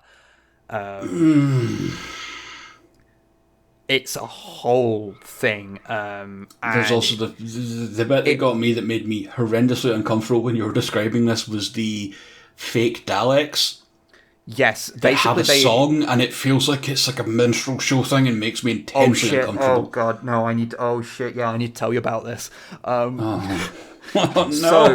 So earlier on in this thing, they find some like fake Daleks that are kind of cheery, and like they're speaking in the Dalek voice, but they're like, "Oh, come on, lads, let's show them our song," and they're like, "No, it's fine." And later on, you find out this is like the plaything of the president, because it's the president, because he rules the world. The president of There's the a prime English minister Empire. of the USA who reports to him. Like, that's a thing. And oh Jesus, there's like a bit where, to show how like horribly xenophobic they are, the first lady is like, of the first lady of England. Yeah, he's like, I don't like Americans because they look like they're English and they speak the same language, but then they open their mouths and then you can just tell even their appearance is a lie. Like, fucking hell. Yeah. Also, women have to go to bed before midnight so that they can get their beauty sleep. That's like a state law. Yeah. Also, no one can speak in contractions. What? Because the reason they're so totalitarian is because they've been getting information about how to rule from the remaining Daleks that they've had. Oh my god. And Daleks don't speak in contractions. Oh my god. So it's illegal to speak in contractions. So when the Daleks, the Doctor's walking around and going, "You can't do that," and they're like, "Stop using them." But no. So the president has got these like fake Daleks that are like dancing around. He's like, "Oh, shall we show you our Dalek song?" And he's like, "No, not right now." And they go, "Oh." And I haven't replicated it well because I need to have the Dalek voice to do it. But the comedic timing on the fake Dalek responding with just "Oh" it cracked me up. But it turns out that what is actually in those are captured little people. Oh, fuck off! I'm sorry, I don't actually know what the preferred nomenclature is these days. The correct term is nowadays, yeah. If you wish to tell me in the comments, please let me know. I realise I didn't look this up before. My apologies. And one of them is forced to get inside one because they're just locked in there. And the president's there like, you see, I've had to pretend to be mad because the Daleks are watching me. I'm not really a bad person. I just have to pretend to be one. That's why I'm so bad. And he's like, no, you get in there. And then when the guy's like, I can't quite fit in this, like my arm sticks out, he's like, oh, well, time to take off the hand, and just cuts his hand off and then slams the door shut. Huh. He's like, I'm not a bad person, really. No, and the doctor's my friend, like, you are. And the doctor's like, huh. Eventually the timelines kind of converge, the Daleks come back en masse, and the whole kind of thing collapses, and it's left, and they're just left in like 2003 London. Where everything is okay again, right? And then it has an astronomically grim like end part, like which I won't spoil for you. Yeah. Well, we won't spoil anymore. Holy fucking shit! Jesus Christ. Funny thing is, the whole thing opened on a fake movie from this parallel universe, like a trailer for it, where it's like the dramatization of the Doctor and Mrs. Smythe helping take down the Daleks. And you hear it, and it's this like really tongue-in-cheek thing of like the Doctor, like people going, "Oh, I didn't expect you to be so muscular," and like Mrs. Smythe is a young woman in that, and the Daleks are like, "Oh no, it's the Doctor! Run away!" Like, you know, it's a whole thing. Yeah, it has so little to do with Dalek. They just took elements of the Dalek, of this solitary Dalek being tortured and interrogated, and made a whole new narrative around it, and its kind of existential dilemma it goes through. Yeah, and that's what they sort of did. That's what they took from it, and like, I think for New Who, for where it was at the time, making Dalek rather than making an adaptation of Jubilee was the right choice. How do I put this? Jubilee, from the sounds of it, to me doesn't fit into what I think Doctor Who is, because it's almost too much. I think it would have fit in Old Who. Because obviously this was made before New Doctor Who came around, so it was working on that things. It is more adult, and I think that's because that was what the fan base was at the time. Because Doctor Who has always been like a thing for kids to watch. For kids and families, yeah. Yeah, it's like for kids to watch with their families, and it's like that whole thing, you know, hide behind the sofa when the Daleks come out, that kind of thing. That was always what it was intended as, and when it was off the air for a long period of time, because it had such a dedicated fan base, I think the Big Finish audio dramas were made. I mean, I haven't listened to many of them. I might be off base here, but it feels like, especially this, was made for an older audience than Doctor Who usually is. Yeah. And so I can understand why they wouldn't do this. Although it is the first time that a bit of the expanded universe stuff, like the licensed expanded universe stuff, was then integrated or adapted in some way into canon. It did happen later with various comic stories as well, apparently. Yeah, if I was given the choice, Jubilee or Dalek, I'd still stay Dalek. Jubilee's too much for me personally, I think. It hits a nerve in my body that makes me want to recoil in horror. The dark, and that's kind of the point. Very dark. But yeah, that's a lot, man. But that's just Jubilee. That's what it was adapted from, and that's a whole other thing. I mean, maybe that's the thing we could do later. Not necessarily that story, but do a Doctor Who audio drama. Please not that story, Mr. Webb. Anything but that story. I don't know why I had such a merry chortle there. It was such an unlike me laugh as well. It's perfect for you being evil enough to make me listen to that. Apparently that's my evil laugh. That's why I could never become a villain, because I don't have an intimidating evil laugh. I'm just like, hoo, hoo, hoo, ha, ha, ha. Apparently that's what I do. Rather than that weird cackle that I normally do. Hey, I like that cackle. Fuck you. How do I put this? One of the things I didn't like in this episode that I want to just get out of the way, and maybe I had the same thought, don't call this episode Dalek. Yeah, I think it would have been better if it had kept that quiet. Secret. They could have actually called it Metaltron. Actually, yeah. Yeah, I would have gone with that. Yeah. Because it would make everyone go, what the fuck is this? Or even rather just, than, oh, it's the Daleks. Okay, I was about to say what would be a really good name, but it is unfortunately very taken, is just call it The Cage. Yeah. But it's very taken by Star Trek, but yeah. But you probably shouldn't name your possibly going to become quite well-known Doctor Who episode the same as one of the most well-known episodes of Star Trek, the original series.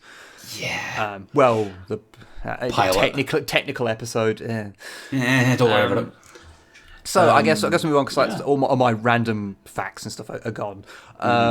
So would you like to give an overarching kind of conclusion as to what you felt about this? I do want to ask you one question first. Oh yeah. We're talking about the Dalek redesign and how it's pretty good because it's the Dalek but just a bit updated. Yeah. What were your thoughts on further updates to the Daleks? You mean the shit ones that are like the bright coloured ones from... I can never remember the actual name of the episode they come in, but it's Victory of the Daleks is the first part of that two-parter, where it's all in World War II.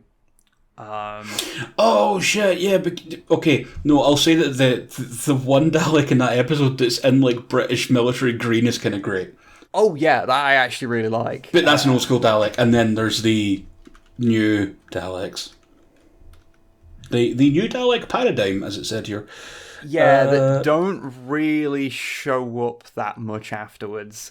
Yeah. Because they're just I think they wanted to make them a bit bulkier, but making them vibrant colours. Like I'm not even against the vibrant colour thing, but just the design just looked a bit off. It had this weird hump on the back. Do you know what it reminds me of now that I'm looking at them? Do you know when they redesigned the Mini? I hate that makes so much sense. It's going from the Mini Cooper to the BMW Mini. Yeah, I mean, in all fairness, I don't actually... I think there are some elements to design I actually kind of like. The ribbing around the centre's all right. There's some little touches. The eye stalk, like, detailing is nice. Mm-hmm. But overall, I think when you are following up the more grittier design of them with that, it did just look quite silly. And I think if the colours were a bit more muted... Because they were like blocky, vibrant isn't the right word, but they're really in your face colours, you know. Yeah, and I think because they're all different colours as well, it just looks looks a bit silly. Like I there's the weird hump on the back of them as well. I think because they wanted to make them more imposing, because by the nature of Daleks, they've always been like a little bit shorter than people. Yeah. They'd probably be taller than me, but you know, don't start. Quite often you'll see like you'll see like when the Doctor is played by a tall actor, like he does kind of like stand quite a bit higher than them, and so I can understand why you might want to make them a bit more imposing. Yeah. But those ones barely show up after that because they were presumably embarrassed about them, and they mostly show up in the background when they show off shit tons of different Daleks. In the same kind of scenes that the Special Weapons Dalek shows up in is quite often where you'll find them. Yeah. You know what? The hump on the back does not help their general shape very much. Yeah, it just kind of messes with their overall kind of silhouette, I feel. Yeah. And like the really thick skirt at the bottom as well. It just does. It just looks a bit This is the things that me and Webb do because we're sad people and talk about which refit of the fucking Enterprise was coolest. But you know. Phase 2 is the answer, by the way. Yeah, the Phase 2 original Enterprise is the best looking one, which is why it was never used on screen. Yeah. But is available in Star Trek Online now. Nice. That is one of the things I'd like to pick up like one of the models of one day, because there have been a few models made of it. Anyway, any other thoughts on it? Because I've kind of said one piece. I think this is a great episode from... like a sort of, it's a character piece, and it's a really good one because it shows the Doctor in a very different light. Yeah, it shows off Christopher Eccleston's Doctor at his best, where he could be the cheeky chappy, but he was a character with damage, and I think he managed to play that really well. And I think introducing the Daleks like this did a really good job, as I was talking earlier about how the Daleks became depowered over time, and bringing them back and making this one be a slasher, like just mowing its way through. It's not oh no, it got hit, we can beat this. It's like, no, nothing is working and it's murdered 200 people. And ultimately the episode ends and its weakness It kills itself. No one defeats it. It defeats itself effectively. Yeah. So it maintains that. Now, over the course of the New Who run, they basically got into this habit where they're like, the Daleks are extinct, but one or two survived here and there. Like, I think at some point in the episode it states that this one got catapulted out of the explosion of the Time War through time and landed on Earth. Landed on Earth 50 years previously in a crater where it was screaming in pain for 3 days. Yeah, and like it had been passed from collector to collector in that time. Yeah. Until it eventually ended up in Van Statten's kind of hands. Over time, they got into this habit of like, we're going to bring back the entire Dalek race at once and then defeat them. And I think that's happened like 3 times. I'll be real, I don't mind the way they came back that one time where it was like it looked like a fucking Dalek sarcophagus that opened up and started spinning and spitting out Daleks. That was great. But defeating them again so easily kind of sucks. Yeah, they just kept bringing the Daleks back. Would you have been happier if this was the last time we saw them? I don't think so, because I think they have done good things with them. I think That's it's more the thing, the case isn't it? of. I think what should have just what they should have probably just done is brought them back and then defeat it and then have them be defeated in that one thing or cast somewhere, but they're still them still just being around, like to not have to be this constant thing of finally we've killed all the Daleks and then you haven't killed all the Daleks because they just keep coming back. It starts to diminish the Ninth Doctor's trauma a little bit as well. Yeah, like because I mean, there's good things done with them. Like you know, Victory of the Daleks. Like there are some good parts about that. Like apart from the bit at the end, I do kind of like the episode, and they've shown up a lot of times on interesting things. I seem to remember Asylum of the Daleks being kind of interesting, even though I didn't think it was particularly good. It's not good, but it is interesting. Because they have done a lot with what if Dalek, but not right. Even the episode where Rusty the Dalek comes from, which I can't remember the name of offhand, that Peter Capaldi was. Is that the one where they shrink down to go inside the Dalek's body or something? It's in a space, but in a Dalek, yeah. Yeah. Even that, I think, is a fun idea, although it suffers from Moffatisms a lot. Of everything has to be a grand thing, and everything has to connect to a story arc that may or may not actually pay off. Compared to like say Bad Wolf, which was just a thing in the background a lot of the time. Yeah, and I think especially when you get balls deep into the Moffat run, it really suffers from that. There's quite a lot of times because also he had no patience. So they'd set up this like big thing that could loom over a whole series, like Bad Wolf kind of did, where it's this ominous thing that keeps showing up. They could have done that, but instead they'll go, "Oh, what happens if the Doctor does this?" And then the next episode, it'll solve the Doctor doing that thing. Yeah, and also it has an obsession with the Doctor's real name be something that's really important. Which it's not, and I work on the principle of that each season of Doctor Who you're allowed one Doctor Who joke where someone goes like, "Oh, who are you? I'm the Doctor Who." Like you're allowed that joke once per season, and that's the only time you're allowed to acknowledge Doctor Who. Although there is one episode I think of old Doctor Who that's called like Doctor Who and the Silurians. I think it's that rings a bell. A fucking John Pertwee episode, I believe. Well, storyline. And he is like an episode, I think, of a William Hartnell one where another character refers to him as Doctor Who. I think they were trying it on and they were like, "Oh no, we don't like that." Yeah. Man. I always just think either the Time Lords just have a weird idea of what names are, or his name is an unpronounceable, so he just says the Doctor to make life easier. That's better than it's something special. It's like, no, it's not. That's not the special thing about the Doctor. The special thing about the Doctor is that he's a fucking hero, but also a total weirdo. I think the fact that he has chosen a name for himself rather than using his actual name is far as a story beat is far more interesting than whatever his name is. That's a very good point, Webb. It's I hate to drag it to Warhammer 40,000 terms, but the two lost legions, we should never find out what they were.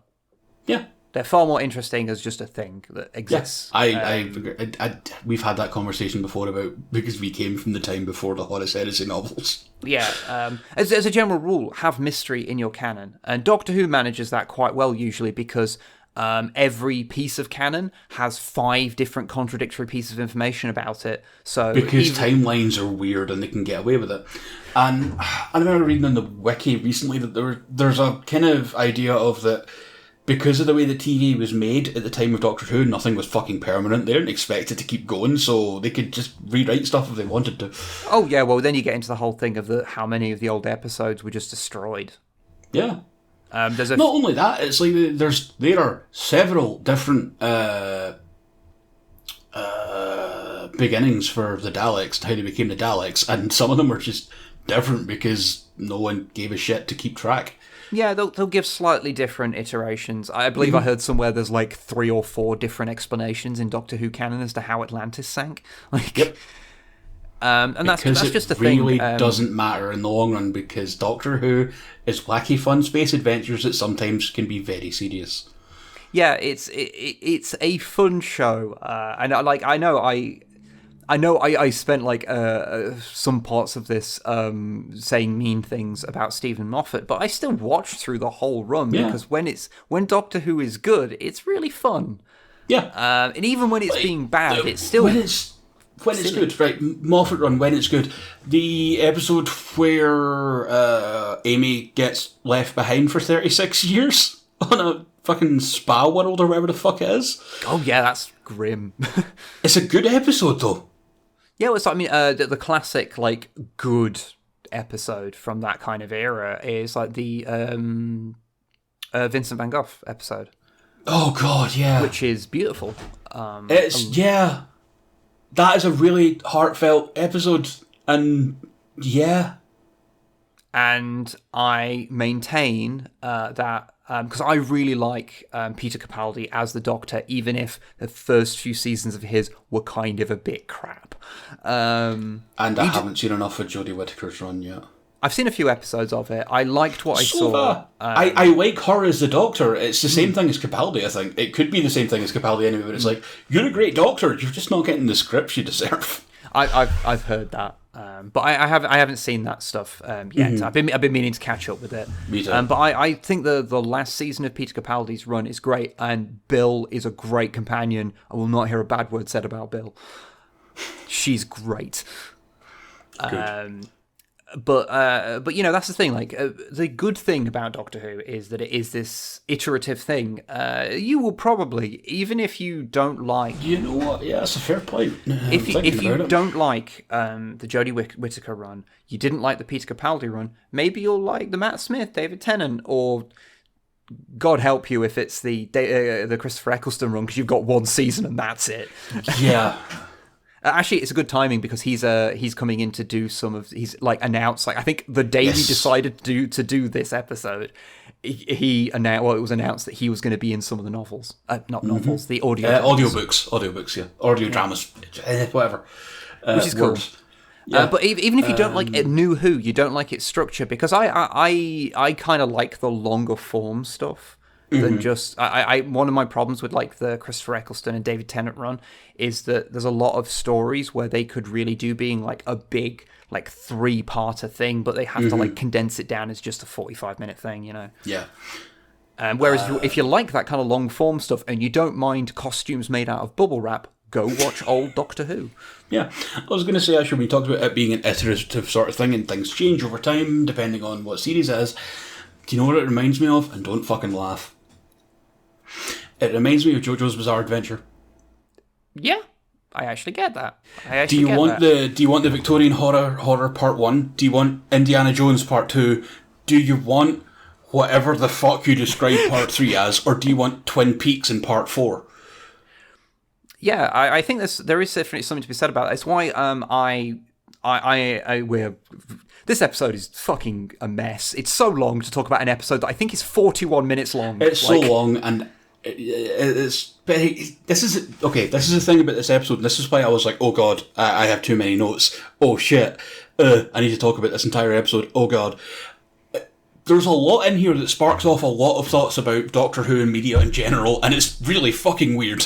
Yeah, Doctor Who is like a good example of why. Like, so there's that new Discworld adaptation coming out. Oh, right. That's about the Watch, I'm a big Discworld fan. Like, yes. Terry Pratchett ruined me for other authors because I started reading his books as a teenager, and every other author I don't enjoy as much.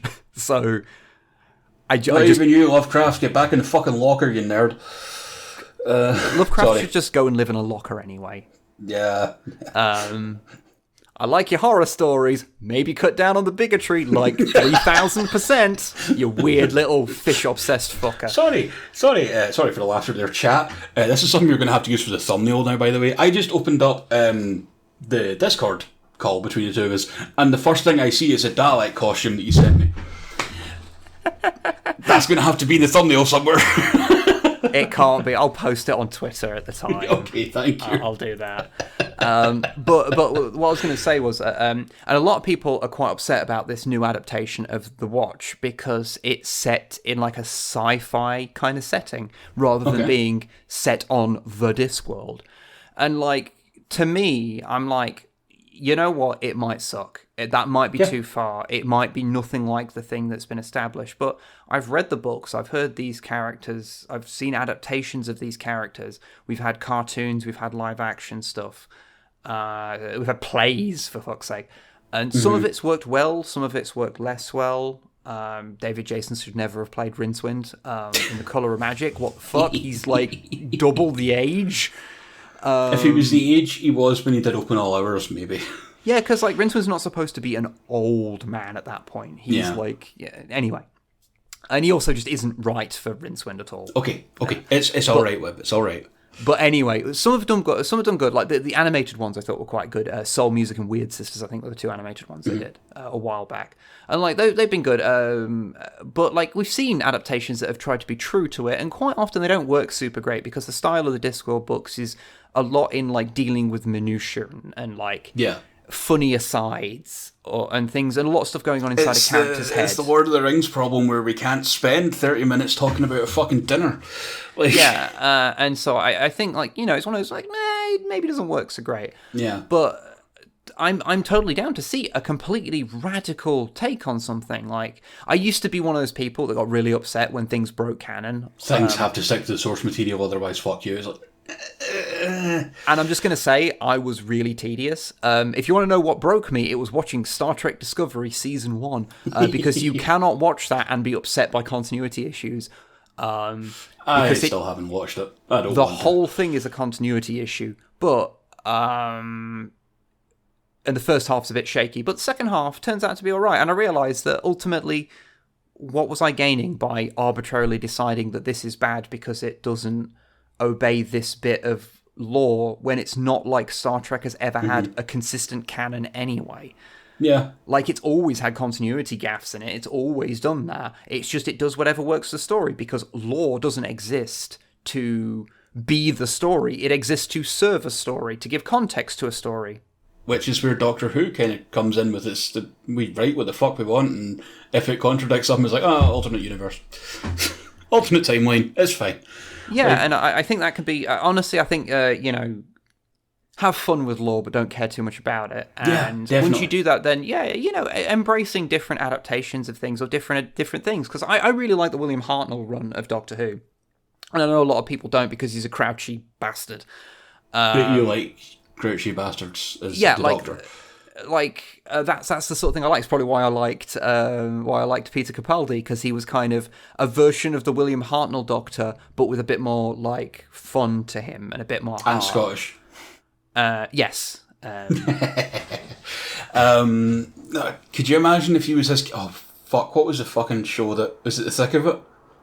Yes. The amount of GIFs and like audio like mashups of Peter Capaldi, but with the speeches he made in the thick of it onto the Doctor. Oh my god.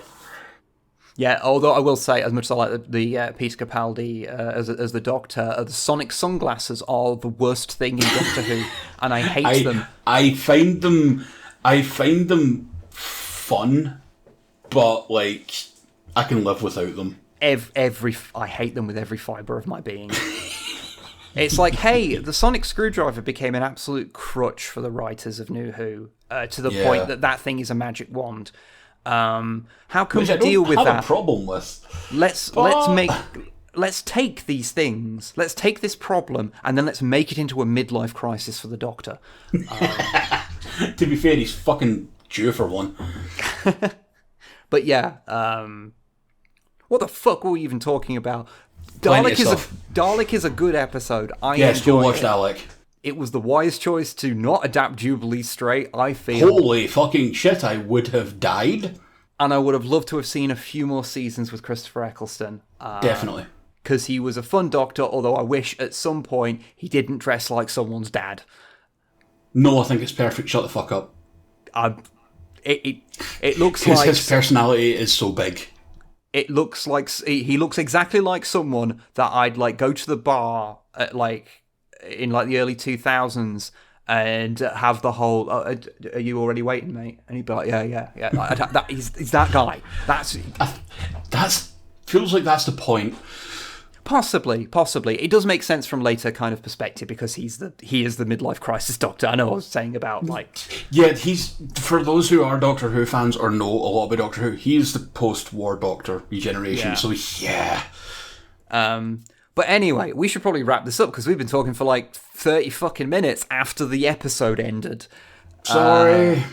But I hope that you enjoyed that, and I hope this like random freeform like talking bollocks about sci-fi thing was also fun.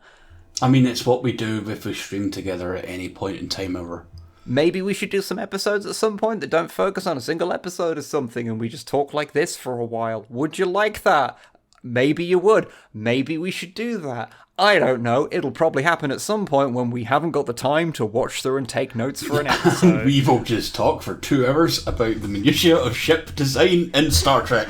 The Miranda class sucks. Fuck you, good sir. Fuck you. You will not speak bad of the workhorse of the Federation. The Miranda class. You know, it should have been the new workhorse of the Federation, the Ambassador, but that thing got fucking shafted.